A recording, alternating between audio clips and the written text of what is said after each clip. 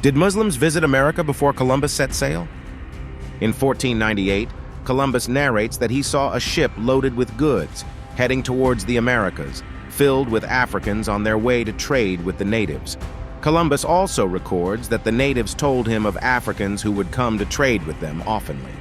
So all in all, even Columbus knew he wasn't the first to go on the Americas. If he didn't lie to himself, why should we then lie to others that Columbus discovered America? The year 1492 was the event of two historic events, the fall of Andalus and the Native Americans discovering that Columbus was lost.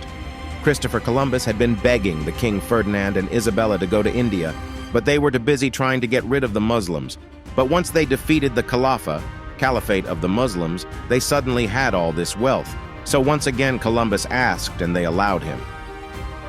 It is important to note that the year Columbus sailed to the Americas was the same year the last Muslim dynasty that ruled Spain fell to the ruthless Reconquistas, because even though the Muslims had been conquered, they still had the knowledge of Andalus.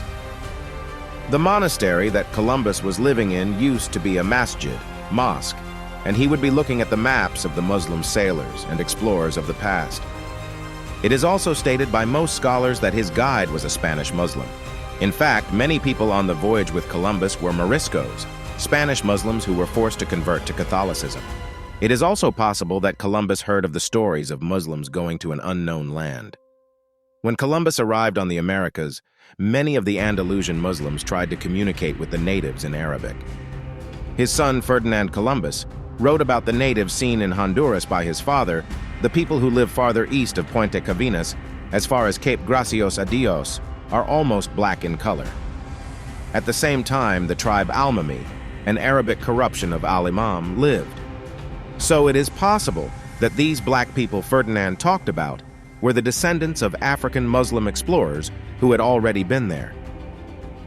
When Columbus arrived in the Americas, he actually already noticed the Muslim influence on the land.